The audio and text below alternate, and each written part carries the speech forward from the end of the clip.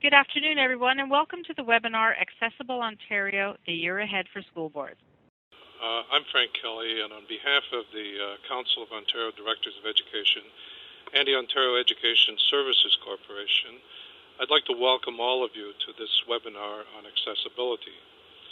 As we deepen a culture of inclusion across our school system, an awareness of what accessibility is a big part of that process. The integrated accessibility regulation places expectations on school boards as early as January of 2013 with regard to creating accessibility policies, plans, and procedures. It also has significant expectations regarding employee training. We know a lot of great work is already going on out there in our schools, and we are pleased to bring you these highlights today at your fingertips to help you in that work. I'd like now to introduce Melanie, Project Coordinator of the Teachable Project, a key resource for school boards. Good afternoon, everyone, and welcome to the webinar. Good afternoon, everybody. In this webinar, we plan to offer you a brief overview of accessibility in Ontario and of the integrated accessibility standards. We will talk as well about the implications for school boards. The Teachable Project is a website housing training and professional development tools for schools, school boards, and individual classroom-based staff to ensure that all educators are able to integrate accessibility awareness into their program delivery and instruction as required by the regulation. Specific resources located on the Teachable website, as well as other resources available to support boards as they implement this training, will be discussed in detail in later slides in this PowerPoint presentation. The Accessibility for Ontarians with Disabilities Act was introduced in 2005 with the goal of making Ontario an accessible society for people with disabilities within a span of 20 years. Unlike a lot of other legislation, it is not complaints-driven and is structured to promote progressive and proactive efforts towards full accessibility on the part of all organizations in the province. These are some statistics that point to the fact that the issue of disability is a growing phenomenon in our society and touches all of us at some time in our lives. As you know, the definition of disability in the Ontario Human Rights Code is very broad, covering visible and invisible disabilities, temporary and permanent disabilities. This further reinforces our need to factor this into our thinking in our professional and personal lives. Addressing the whole spectrum of accessibility means looking at all the barriers faced by people with disabilities. We tend to think first of disabilities that affect mobility or sight or hearing, and how accessibility entails ramps or TTY telephones. But as you know, there are other barriers that can be even greater, and they arise from our openness and preparedness to find alternative ways to ensure that people feel and are included and valued. Awareness is a big piece of this, and we are hopeful that exchanges such as this are a strong step in that direction. The accessibility legislation seeks to break down barriers through clear accessibility standards. You will recall that back in 2009, we dealt with the first accessibility standard, customer service. This was very much about awareness building. In July 2011, the next three standards were put into regulation. These are information and communication, employment, and transportation. They contain much more concrete detail than we found in customer service, and we will go into key aspects of that in later slides. Laying the groundwork for action arising out of the three standards I mentioned is a requirement that we have a policy statement, practices, and procedures similar to those we developed for customer service. We have worked with a group of school boards in the province to develop samples of these, and they are posted on the oesc-cseo website. A later slide will confirm the website for you. Also on that website is an example of a multi-year accessibility plan. You have already had the experience of developing annual accessibility plans to comply with the 2001 Ontarians with Disabilities Act. This new requirement under the AODA will soon supersede the 2001 requirement. In fact, your ODA annual plan can be blended into your first multi-year plan, which is due in January 2013. A key aspect of the regulation is training. By 2013, boards are required to provide training for all educators on accessibility awareness and program delivery and instruction. OESC obtained funding from the provincial government to help with that, and we developed the Teachable Project. The intended purpose and content of the Teachable Project is as a go-to site for boards, schools, and teachers for information, training, and professional development to meet this requirement. In terms of more general training, by 2014, boards are responsible for training all staff and volunteers on the accessibility standards. All staff, including teachers, must also receive training on the Ontario Human Rights Code regarding disabilities. There are web-based resources to help with this, and we will give you those links later in this webinar. While the language of the regulation focuses on training for educators, the spirit of the legislation is to establish and nurture a climate of accessibility in Ontario's classrooms and schools, and by extension, in our communities. You will see in the Teachable Project website how we have incorporated both the letter and the spirit of the legislation. In our many discussions with the Accessibility Directorate over the last year and more, we have flagged the compliance date of 2013 January as a challenging timeline. We have made Directorate staff aware of the complexities of the school board professional development calendars and, most recently, the implications of current labor conditions. When we did customer service, the reporting date occurred sometime after the compliance date, which allowed boards that were still working on their training time to complete it. We expect similar consideration with regard to reporting on these standards. It is important, however, that boards and schools incorporate this professional learning into their PD planning as soon as possible. As was the case with customer service training, boards are responsible for tracking the training using their usual tracking mechanisms. This means keeping a record of the numbers of individuals who were trained and the dates of training. The government's compliance reporting required employers to respond yes or no to a question about whether employees have been trained. They were not required to submit documentation, but were expected to have it on file in their organization.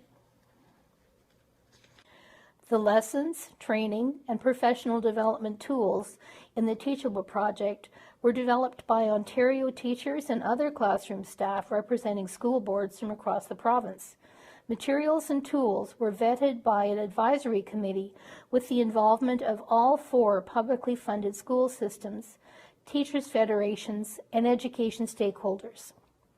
Resources for classroom staff located on the Teachable Project website include videos, lessons for English, Core French, French Immersion, and French First Language classes at various grade levels, training and PD activities, suggested formats for training and resources to enrich and supplement training, links to other resources related to the topic of accessibility awareness and accessible instruction.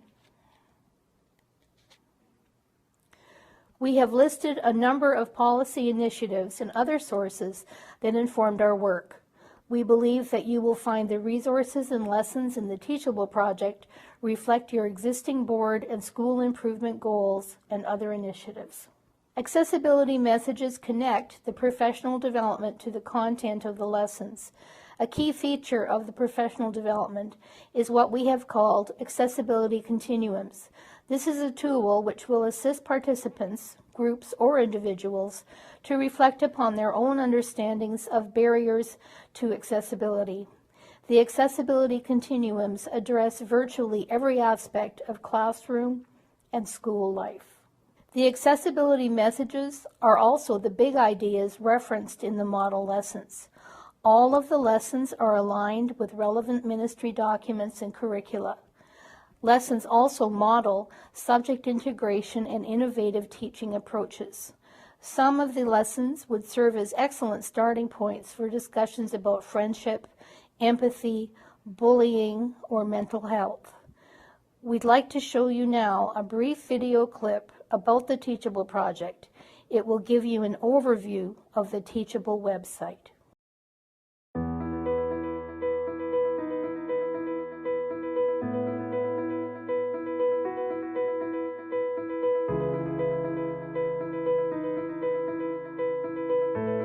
Schools lead the way in character education, equity and inclusion, safe and caring environments, which are important supports for student achievement. Accessibility is also a vital part of this student success continuum. That is why we have involved board staff, students, and community in a transformative initiative to make Ontario fully accessible by 2025. This video is a sneak peek of the Teachable Project website. The project is a remarkable collaboration of Ontario's 4 school systems, teacher federations, program superintendents, students, and other community members. In the same way that OESC provided resources for AODA customer service in 2009, the teachableproject.org will be the go-to resource for classroom staff and boards as we keep pace with Ontario's accessibility legislation. Starting September 2012, the Teachable Project site will offer accessibility training for classroom staff and provide ongoing support. We've been working on creating lesson plans for classroom teachers that address specifically the issue of accessibility. The bottom line to this, and part of the whole thing that I got involved with the project, is that we need to normalize it. If we don't start with the students in the classroom, it's not going to go anywhere. So how can we support teachers in teaching the information they need to teach, but also include underlying beliefs and concepts about accessibility in a natural way? But for the teachers, I think we need to give them the tools that help them feel comfortable more quickly. We know we have to differentiate our instruction. We know we have to use our best teaching practices and maximize the technology that is available to us. So that may be classroom lessons, resources online, connections to community sources through web links. Accessibility awareness is not simply for the teachers who are working with special needs students. It's for everybody. It's for every child. Those children will be adults, and they will have a completely different appreciation and understanding of some of these barriers. We're very proud that we have this wonderful site. It's in English and French. It will provide a wealth of resources for teachers right across the province in both languages. So it's a collaboration across ministries with advice from the Ministry of Education and many others involved in accessibility, breaking down barriers, and education. Here's how we've organized the teachableproject.org for you. There are 4 main hubs. Introduction offers a collegial greeting from the Lieutenant Governor, the Honorable David Onley. His honor also offers a personal and inspiring view on how accessibility changes lives. My high school principal was quite a mentor, just for one simple conversation that he had with me. And that was my final day of high school, when I was about to go out the door. The reality is, as you go through life, even as a young person in high school, look to be that kind of person yourself. Look to say that one sentence, that one moment, because you just don't know how it's going to stick in their minds for the rest of their lives. You'll find information on the accessibility legislation and a professional learning tool we call Accessibility Continuum. This series of self-reflections will build awareness and inspire conversations about accessibility in the board, school, and classroom. The Lesson Plan Hub offers lesson plans for a range of grades. They can be read online and downloaded. The Accessibility Plus Hub offers links to highly regarded sites and backgrounders on accessibility issues. We know you'll consider the Teachable project a valuable resource that supports the work of school boards. Come September 2012, you'll want to visit the Teachable project beta site and start planning PD sessions in your board. The full version of the Teachable project site will be ready January 1st, 2013. Meanwhile, we invite everyone in the educational community to keep the conversation going. Visit theteachableproject.org or contact us by email. We are confident that through initiatives like this, we can achieve a fully accessible Ontario by 2025.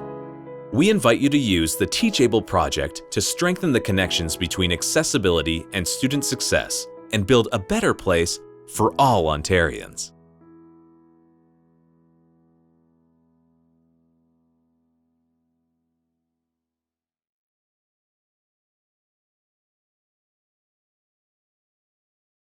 In the video clip, you have seen the different hubs on the Teachable website. The Teachable project website is now in a staging phase, but will be fully loaded by January 1st, 2013. In the Access to Success Hub, you will find the accessibility continuums we spoke of earlier and suggested formats for training and professional development, including half-day, full-day, lunch and learn, staff meeting sessions for large groups, small groups, or individuals with examples of possible workshop activities. The core module includes information on accessibility awareness and an activity to promote self-reflection. In the Model Lesson Plans Hub, once the website is fully active, there will be 21 lessons, 7 for English classes, 1 for Core French, 6 for French Immersion, and 7 for French First Language. These lessons are currently being field tested. In the meantime, 3 lessons are featured in the Model Lesson Plans Hub, 2 on the English side of the site and 1 on the French side of the site. The Teachable project model lessons are designed to be used as is or as examples of ways to integrate accessibility awareness into lessons.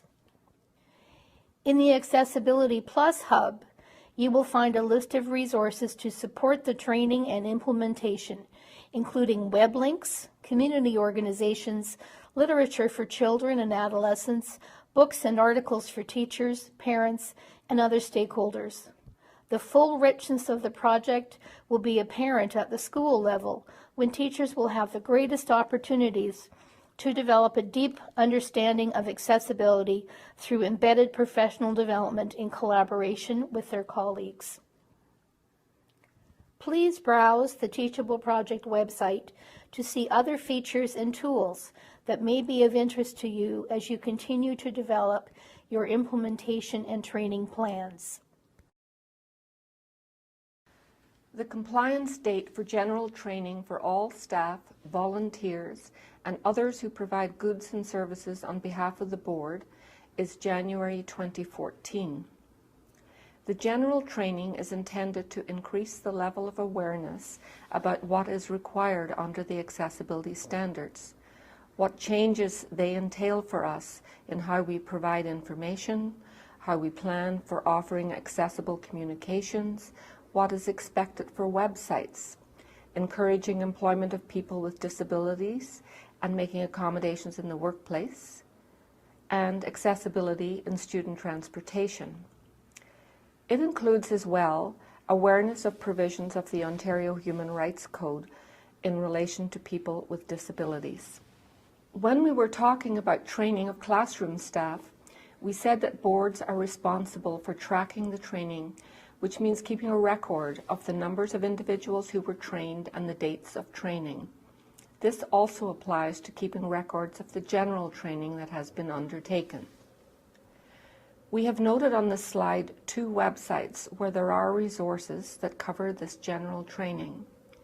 You will find that the Access Forward site and the Human Rights Commission site have excellent modules that you can easily incorporate in your training plans.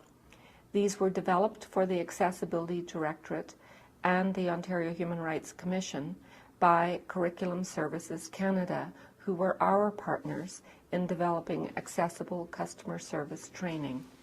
I'm now going to give you a little more detail on the specific requirements in the Integrated Accessibility Standards Regulation. The Accessibility Directorate has created a comprehensive implementation guide to the regulation, and will give you a link to the ministry site where you can find it. You will find that this guide explains what is intended by each provision and gives some implementation examples. The Information and Communication Standard covers a lot of areas and has specific requirements for the education sector. The next 3 slides show that school boards are required to provide accessible formats for such things as educational resources and materials, information about the board's educational programs, and student records. With regard to educational resources and materials, this is something that happens now in school boards. For example, in dealing with how to meet a student's needs as an IEP is being developed. In terms of other program information and student records, the key is to have a plan for how to access and provide alternative formats in a timely manner when a person with a disability requests them. Although the main focus of this webinar is to deal with the year ahead, we felt we should also address future requirements so that we can plan for them. This requirement refers to the general publications and information processes of the board and has a compliance timeline of 2015. As we have said, the key is to have a plan for how to access and provide alternative formats in a timely manner when a person with a disability requests them. Accessible formats can involve Braille, audio, large print, accessible electronic formats such as HTML or Word, captioning, and so on. It can be as simple as exchanging handwritten notes. You will see that the accessible format is to be provided in a timely way and should not entail any greater cost to the individual making the request. There is a requirement as well to consult with the person making the request to determine what formats suit their needs. Organizations have the flexibility to decide on the most appropriate accessible format given the needs and the organization's ability to deliver. This requirement applies to new websites first, and then, leading up to 2021, all websites. Your IT staff will be familiar with this. WCAG refers to Web Content Accessibility Guidelines, which represent a common international standard. Level A and Level AA refer to a series of technical checkpoints that make websites and their content increasingly accessible to a broader range of users with disabilities. You will find greater detail on this when you consult the Accessibility Directorate's implementation guide that we referred to earlier. The government's website also has resources that help organizations plan for developing accessible websites. There are free websites such as A-Checker that you can use to check on the level of accessibility of your website. Although the requirement for Level A accessibility for new websites has a timeline of 2014, it is important that new web content created after January 2012 be accessible. Schools will have a great deal of experience with accommodating the needs of students with disabilities. However, this requirement for school libraries is very important to be aware of in planning acquisition of new library resources. Suggestions for providing accessible formats include engaging in interlibrary loans.